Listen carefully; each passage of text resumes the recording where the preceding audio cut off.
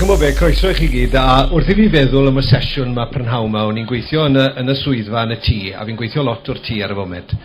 Ac ar wal y swyddfa yn y tŷ, nath rhywbeth ddal yn sylwi, oedd na dystysgrif, ac oedd e'n dyddio nôl I 1925, ac oedd e'n un o nifer o dystysgrifau sy'n ar y wal yn y tŷ gyda fi. A dystysgrif yw Eisteddfod Genedlaethol Frenhinol Cymru, Pwllheli, 1925. Ia, 25. Hyn sydd I hysbysu ddarfod I Ceinwen Smith ennill y wobor am adrodd I ferched dros 120 oed. A Ceinwen Smith oedd mam gi. A fi'n meddwl nôl yn 1925, faint o ymdrech ag aberth oedd do lan I Eisteddfod Pwllheli o bentre bach fel Cwm Gors yn Nyffryn Aman, lle oedd mam gi yn byw. Ac oedd mam gi yn steddfodwraig frwd, ac o fyna cychwynodd fy niddordeb I mewn steddfota. O steddfod I steddfod, o sadwrn I sadwrn, rhywbeth tebyg I chi'ch dau, mae'n siŵr dy fi, dros y blynydde. A'n siŵr bod y tri ohono ni'n gytun, bys ni ddim lle I ni heddi, a bys ni ddim y bobl I ni heddi, ond I bai am y profiadau gython ni yn steddfota.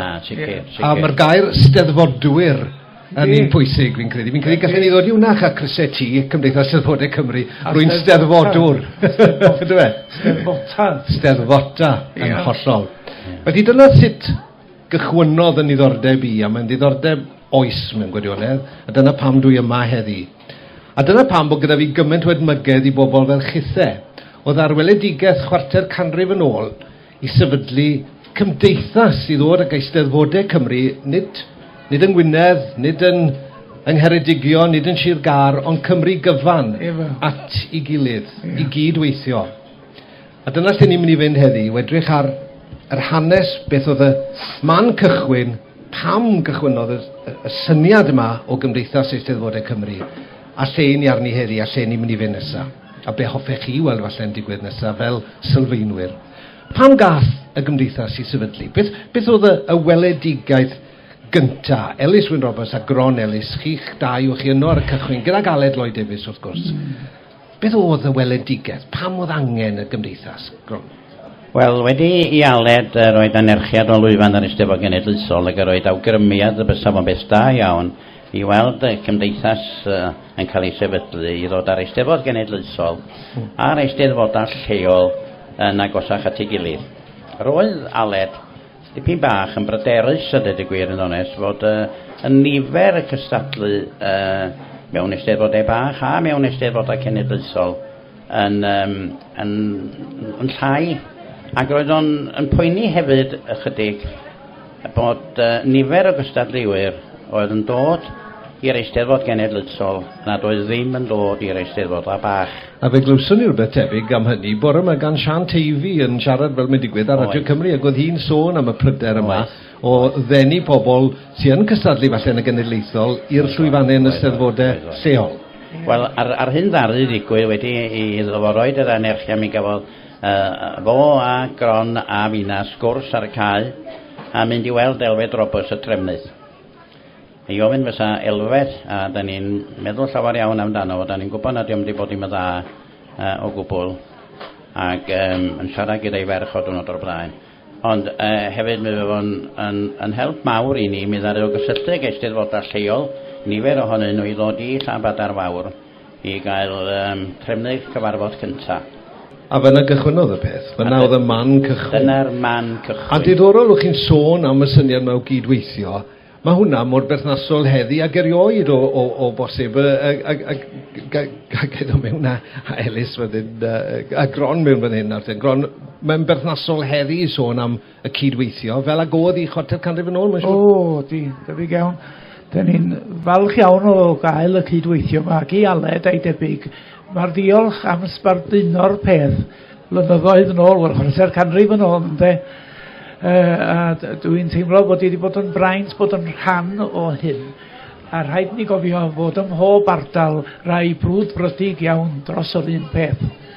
Roedd yna rhyw bwrlwm yn Sir Fôn ac o'r enghraifft rwan da ni'n bell o no a roedd yna 42 o eisteddfodau ac o 42 ac ar wahân i'r Eisteddfod Môn ac roedd rhyw 38 o'r Eisteddfodau yna yn cael eu cynnal gan gapeli yn unig.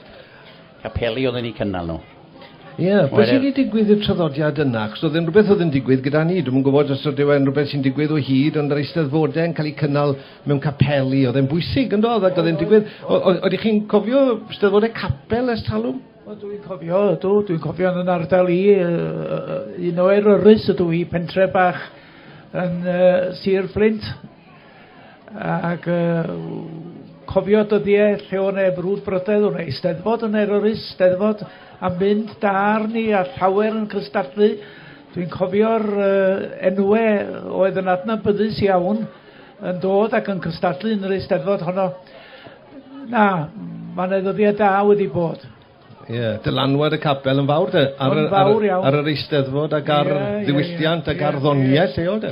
Oedd, mi oedd o am nes o bam yn yr ardal bach lle o'n i'n byw yn y fan acw, ar o'n gymaint a 5 o eisteddfodau. Oedd e? A hynny mewn rhyw, mewn llai na 3 milltir i'w gilydd. Mae'n cofio fi di ennill mewn un eisteddfod ac yn dod adra, a yn hapus braf ar gem y meic. Ac ar y ffordd adra, dyma'r plisman yn stopio fi, y speak-off yn stopio fi na'n gwneud golau coch. O'n i wedi cael chwygan y wopr yma fi'n cael pint o ffain. Na i byth anghofio.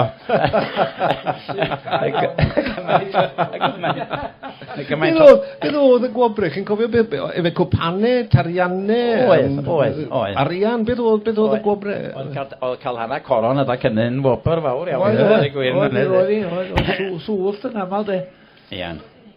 Wir. Ac oedd rhywun yn cofio'r beirniaid fydda'n dod o gwmpas o sgwrs hefyd. Ond oedd o'n gyfle i feithri, nes i ddal fi gario ymlaen, a dwi'n gwybod yn iawn o'n glynebwyd, yn cael llwyddiant yn glynebwyd ac ar ryw 47 yn cystadlu.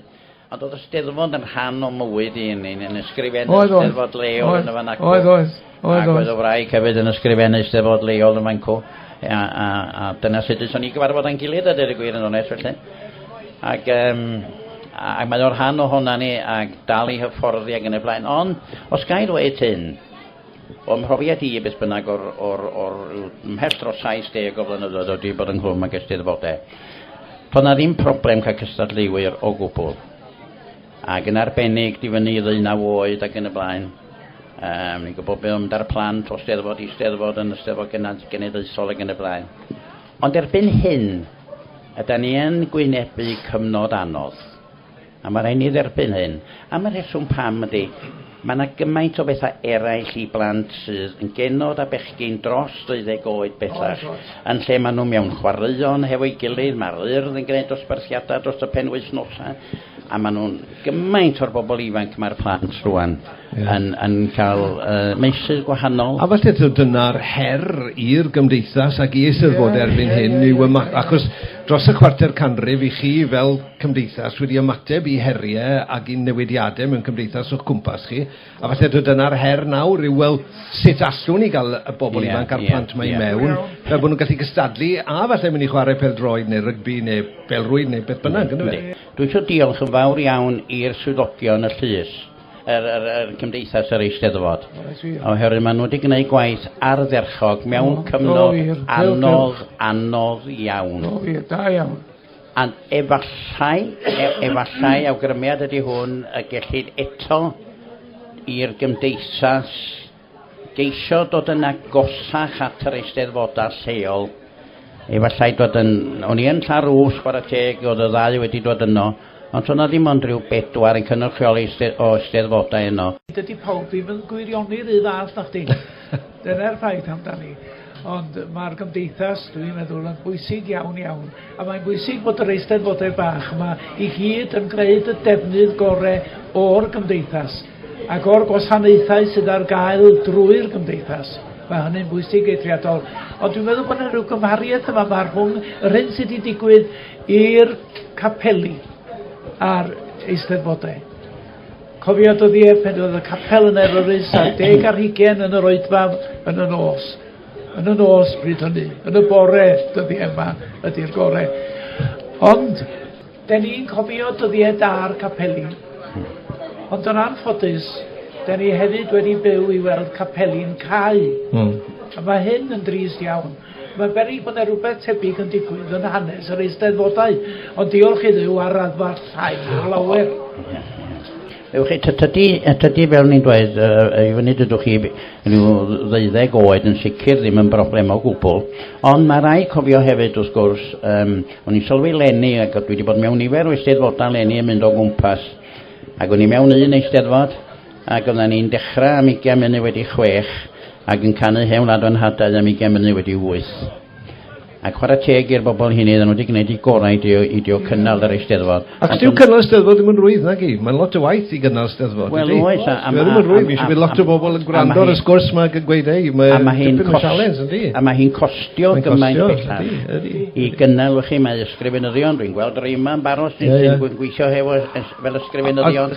Ac yn gwneud i gwaith yn fawr iawn. Os gael dweud rhywbeth amdano chi, os gael dweud rhywbeth fan hyn, ti'n mynd siarad ych chi'ch dau, mae'n hyfryd siarad ych chi, a ni'n mynd i fod yn hir nawr, achos rhyw sgwrs bach fer yw hon, ond mae yna lun hyfryd o chythau, wel y ddoi ohonoch chi ag Aled, y tu ôl i chi yn fan hyn, a mae'n lun ardderchog os gael dweud.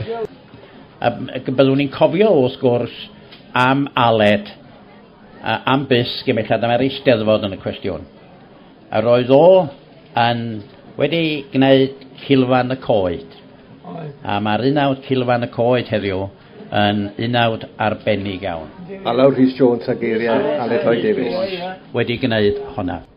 Nawr, un peth arall wnaethon ni, roedd cystadleuaeth rwan i ysgolion cynradd, i holl ysgolion cynradd, i chwilio am enwa oedd ganddyn nhw yn anghyffredin, be oedd i ystyr nhw, be oedd ystyr y lôn bach, be oedd ystyr beth yma a'r peth arall felly.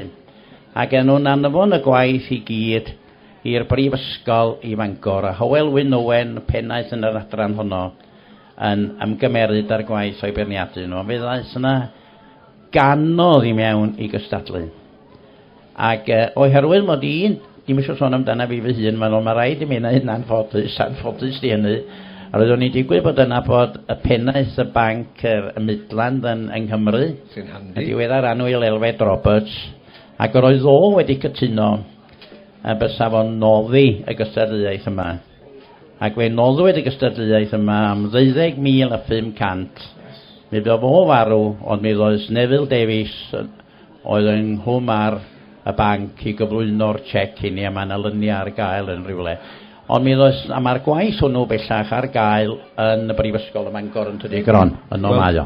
Chymod fe, allan ni wrando ar y ddau o'ch chi a chanesion, a dwi'n meddwl bod y sgwrs yma'n cael ei recordio, felly os ydy pobl wedi colli fe heddi, gallwn nhw ddod nôl i wrando arno fe eto ar-lein. A gwrando beth chi wedi gyflawni mewn chwarter canrif ac yn eistedd fan hyn yn siarad â chi'ch dau ac yn edrych o'n gwmpas i ar y stondin ac yn gweld pethau fel cystadleuaeth tlws yr ifanc mewn cymeriad, yr negeseuon sy'n ymddangos yn steddfota, y rhaglenni, joc y dydd, yr holl bethau sy'n cael ei cyflawni gan Cymdeithas Eisteddfodau Cymru i hyrwyddo rhywbeth sy'n bwysig iawn i chi'ch dau, i finne ac i'r holl bobl sy'n yma y prynhaw yma. Diolch i chi am y weledigaeth na chwarter canrif yn ôl. A un peth arall gei di gloi gyda hwn. Be fyswn ni'n loffi weld i'r Gymdeithas ystyried roedd cystadleuaeth dydwch dan ddeunaw i lefaru neu i ganu, a gobra'n cael ei rhoi dan edrych fysa hwnna yn tynnu rhywbeth i mewn iddyn nhw. Wel, chi'n bod be, fi wrth y modd bod chi wedi cloi y sesiwn gydag awgrym i'r dyfodol. Mae'n dangos bod y meddwl mor chwym ac erioed a'r awydd i gyfrannu syniadau bod chi mor awyddus ac erioed i gyfrannu syniadau ac ambell i awgrym i'r dyfodol. Gael diolch i'r ddau ohonoch chi am eich cwmni, Ellis Wyn Roberts a Gron Elis. Diolch i'r Gymdeithas am ofyn i fi gadeirio'r sesiwn. Fi wedi mwynhau yr egwyl fach yma a phob hwyl i chi fel Cymdeithas a'ch gwaith yn y blynyddoedd sydd ddod. A diolch i chi'ch doi. Diolch yn fawr.